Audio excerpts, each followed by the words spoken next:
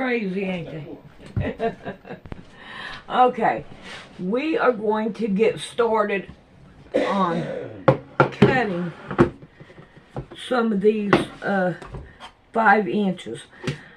I don't know if I'm going to cut anything else or not, but we're going to start on trying to find those. I'll probably end up getting into the rest of them and all, because I know that it all has to be done.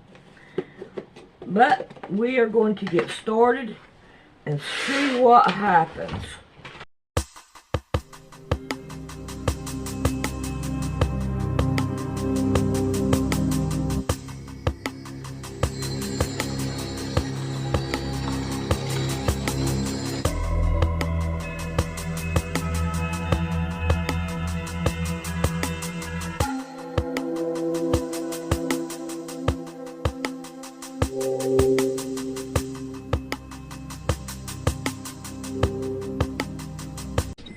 I'm Big Joe. Everybody's been calling me that since I was a kid. I think it might have something to do with the fact that I'm 6'6" and 290 pounds. I wasn't able to say anything about my family's property or what happens here for a long time.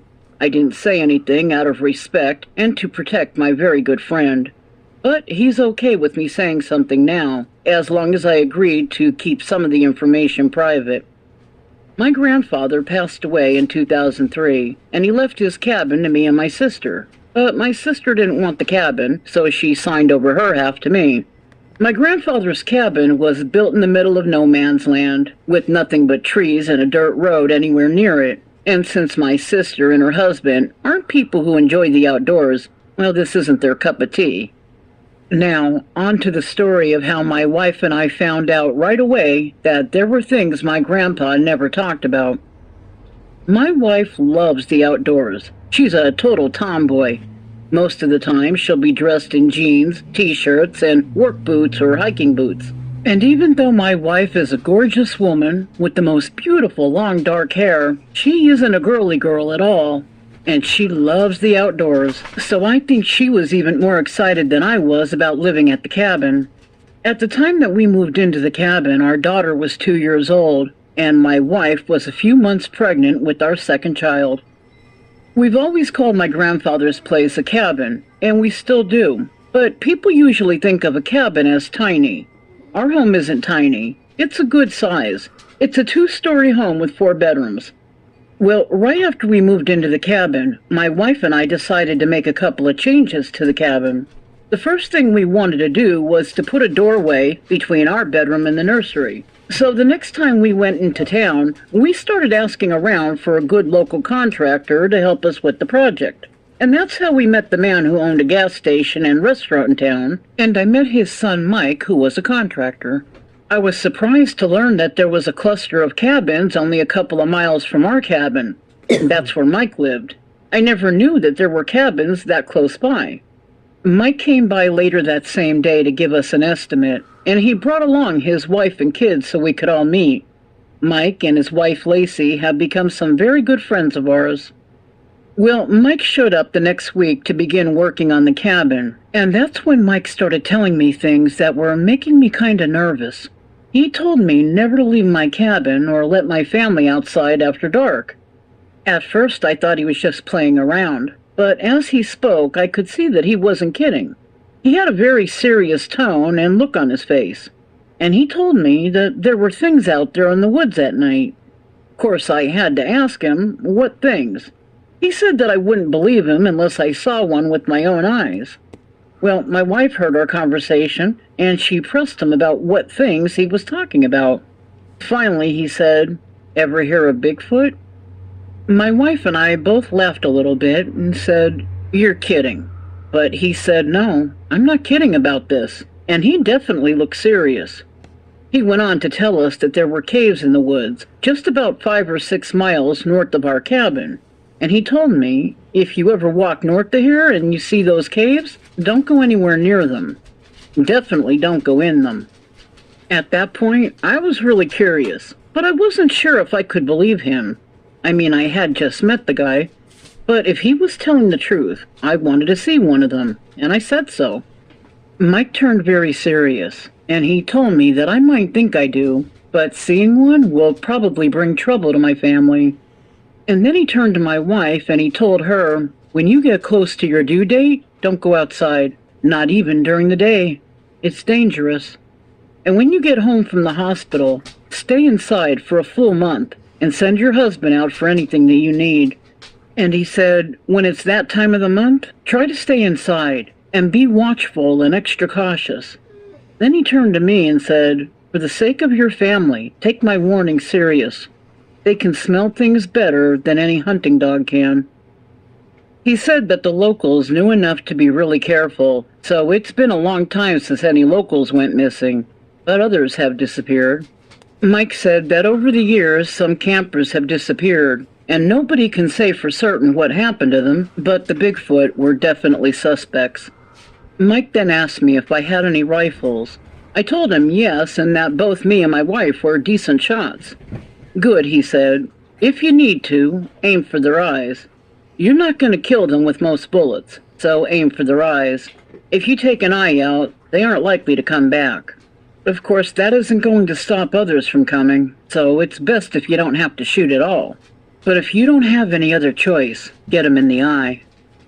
Mike said, they hunt at night. That's why I say don't go out after dark. And if you do any outside grilling, make sure you're all done a couple of hours before it gets dark.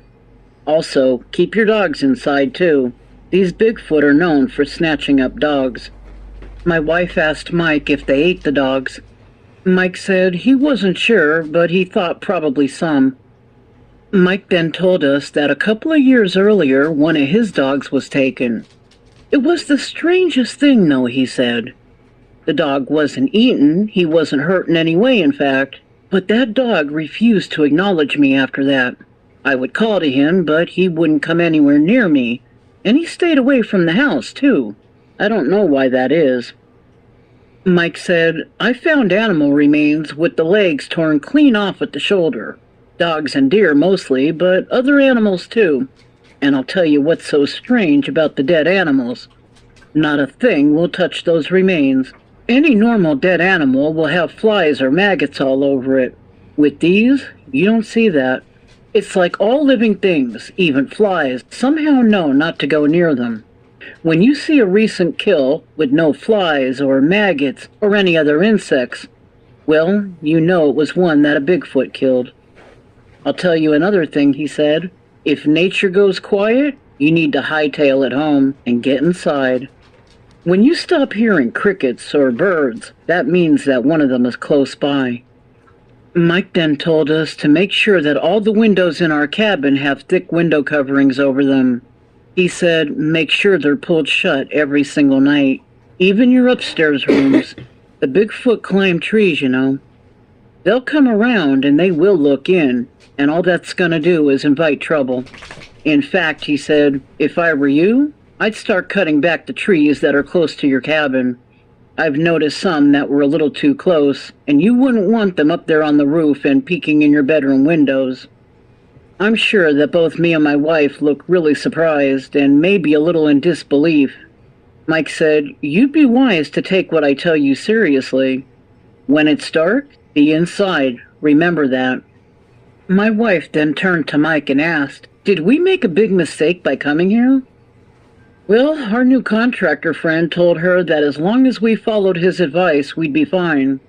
He reassured my wife, telling her that his whole family has been living there for a couple of generations, and nobody in his family was ever attacked or taken. The only thing to ever happen was the dog going missing. Later that night, I reminded my wife that my grandfather had the cabin for decades, and I never heard of him being fearful of anything. Mike wasn't only generous with his advice, but he was generous with his time, too. For the next several weekends, he helped me clear the trees away from the cabin. We hated to lose the shade, but we had to put safety first. Then, over time, we cut a path between our cabin and Mike's cabin, and we can now travel between the two with ATVs. Well, my wife had our son, and Mike and Lacey had another baby, too, and the months seemed to fly by. By the time that our son was born, I think that we'd adjusted pretty nicely to living at the cabin. We never forgot that the Bigfoot were out there, but nothing ever happened, so we just kept living as usual, taking the advice that Mike gave us, and always having the whole family inside by dark. Then, about a year after our son was born, we were surprised to hear that my sister and her husband were coming to visit for a week. This was a big surprise because they really aren't outdoors people. My wife and I never expected anything more from them than a very short visit, if at all.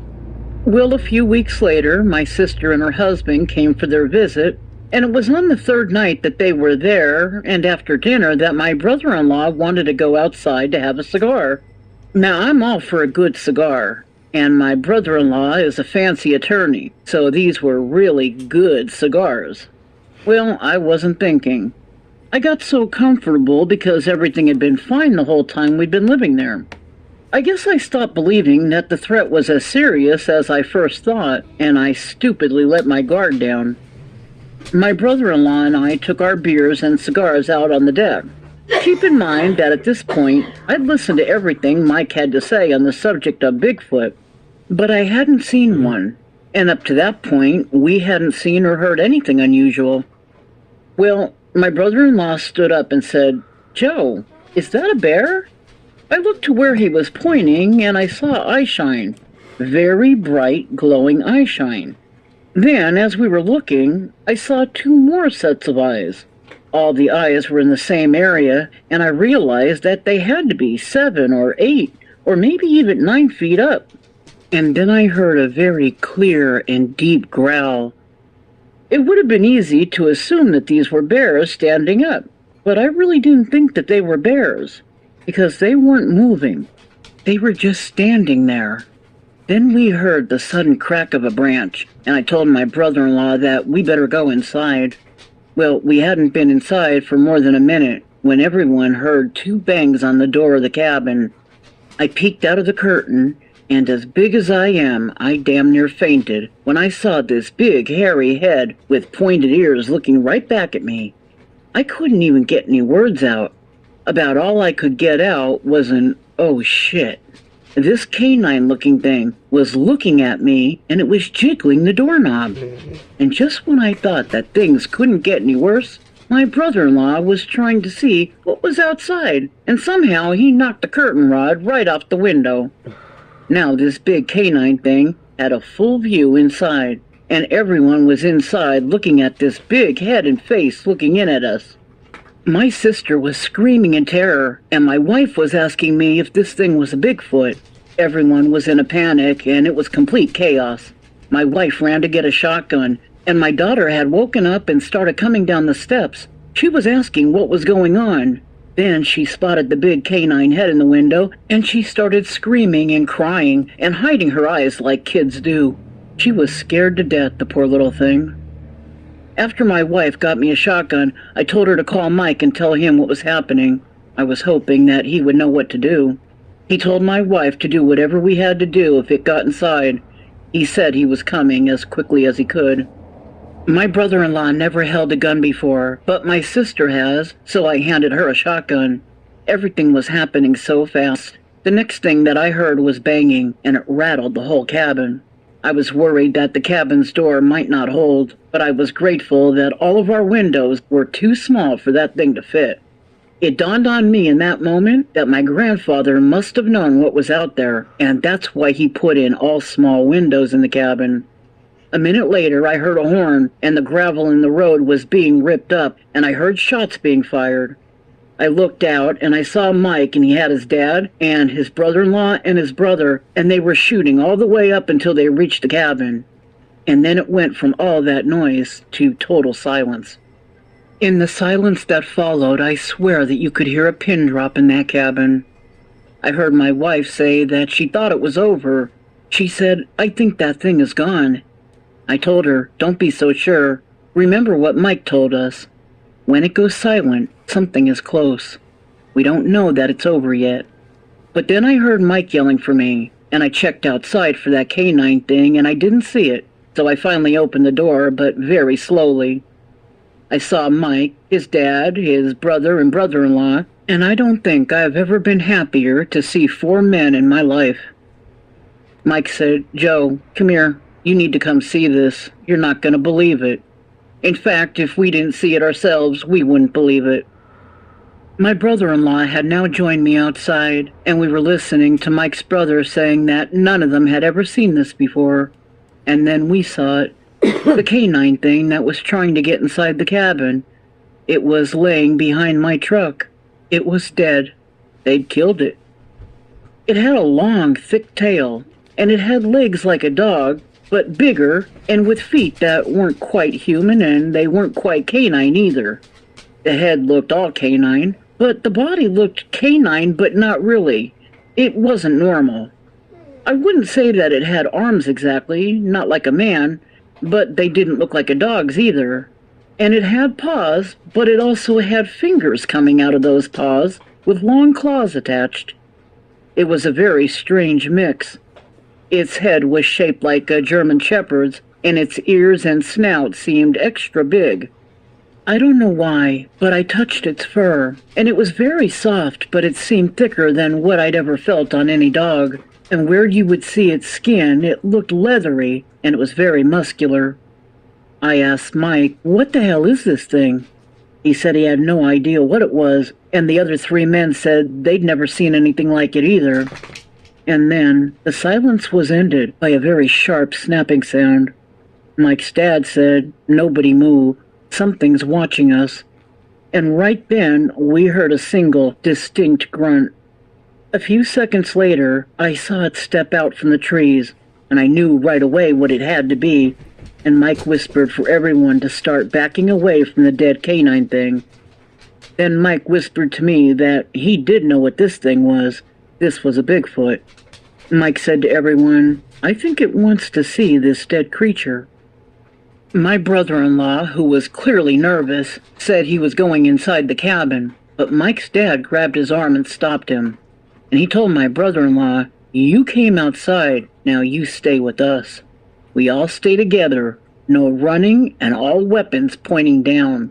We don't know how many are hidden in the trees," he said, "and we don't want to do anything that might be seen by them as a threat. On my count of 3, we'll all slowly walk towards the cabin."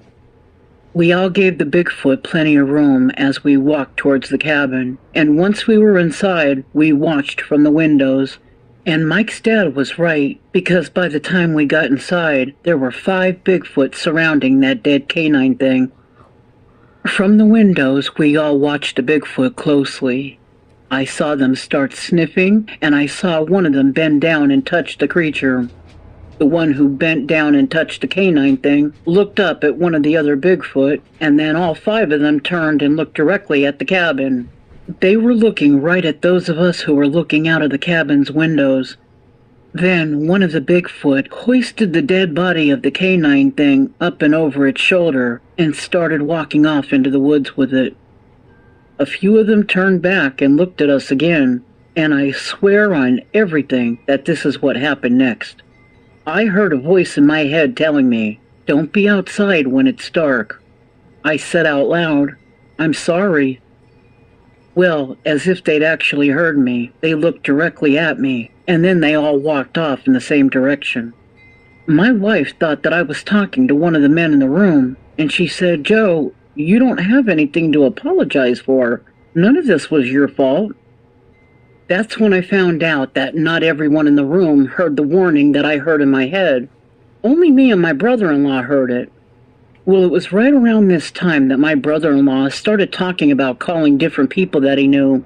He started talking about calling some judge that he knew and calling in people in the government. Well, Mike and the other men told my brother-in-law that he'll do no such thing. They told my brother-in-law that he would only open up a can of worms that couldn't be undone once he did it. It won't solve anything, they told him. It'll only cause us problems. Then Mike took my brother-in-law aside for a private talk, and I had no idea what was said between them. But after that, my brother-in-law really did change his tune and never said another word about calling anyone. But right after that, my brother-in-law told my sister to gather up her things, that they were leaving immediately. And of course, everybody told him that they shouldn't be leaving until morning, but he didn't want to listen. My wife and I begged them not to go. We told them what a big mistake they were making and pleaded with them to just stay until sunrise. My wife and I couldn't believe, after everything we just experienced, that they would take such a risk. My brother-in-law seemed very upset, though, which of course I can understand, but he was acting foolish. Everyone in that cabin continued to try to convince them not to leave in the dark, but they weren't listening, and before long we were watching them walking out of the cabin with their bags. But they didn't get very far. Just seconds later, my sister and brother-in-law ran back inside, yelling about the Bigfoot being out there. Well, Mike surprised me when he looked at my sister and brother-in-law and told them to shut up already.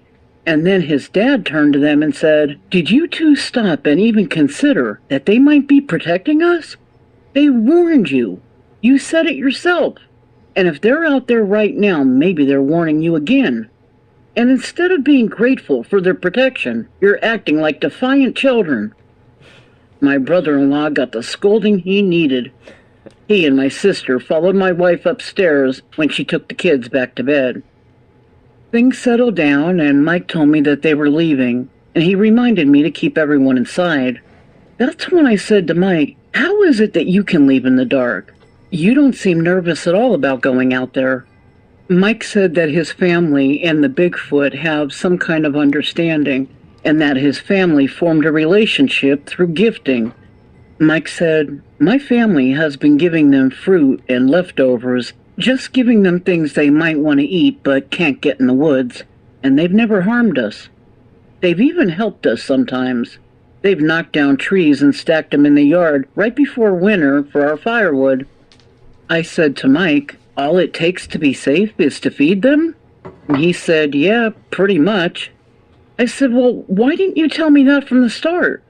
Mike said that he would have, but he had to tell me about it a little at a time.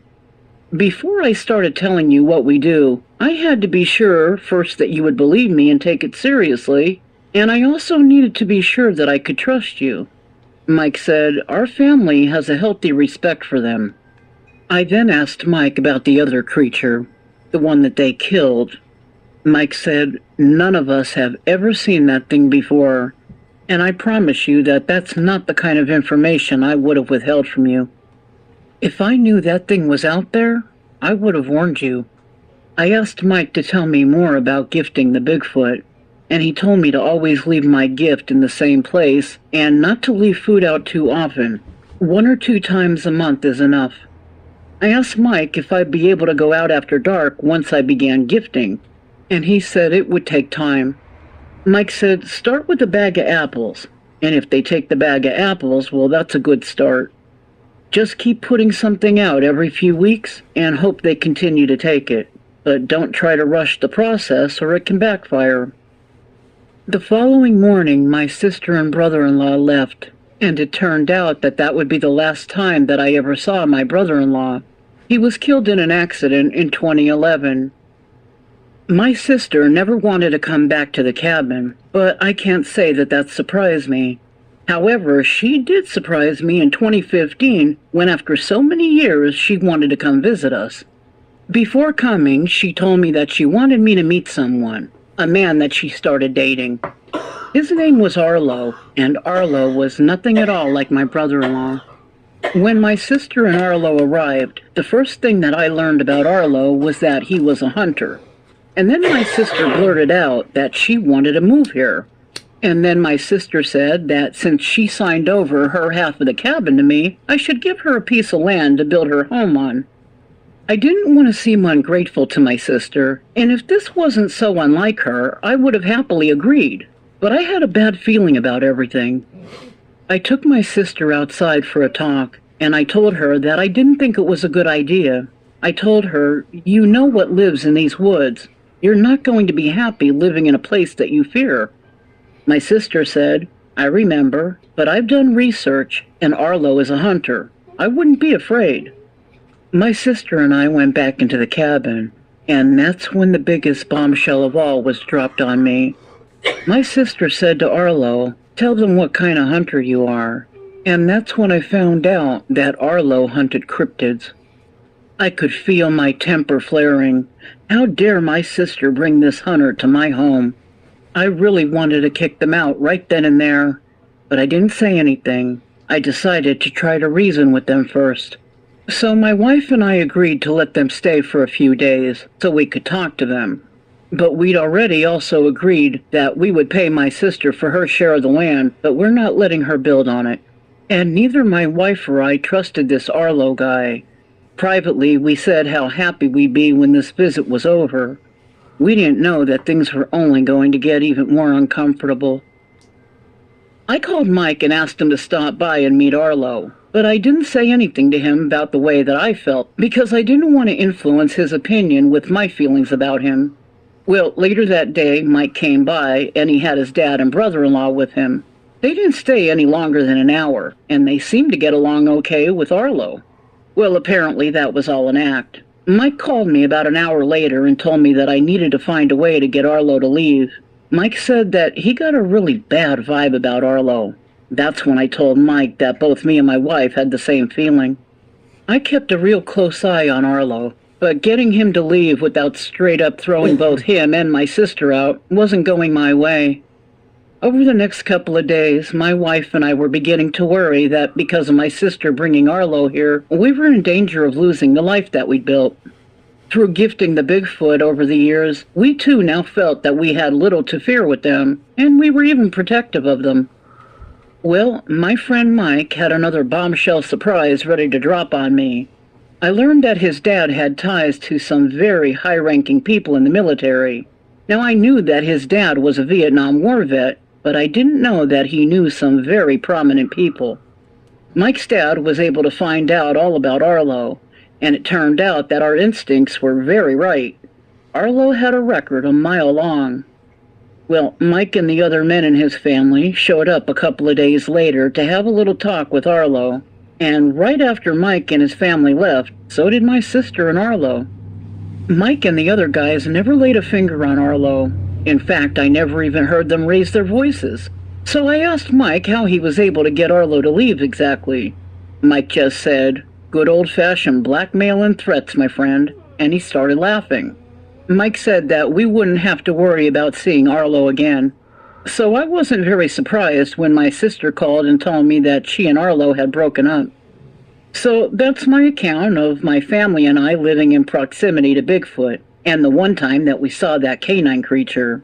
Thankfully, we haven't seen any more of them since. After the whole thing with Arlo and then breaking up with him, my sister changed her mind about moving here. She also promised not to date any more cryptid hunters or tell people where Bigfoot are located. I think she finally understands that all we're trying to do is protect our home and our way of life. Okay, guys, that's it for tonight.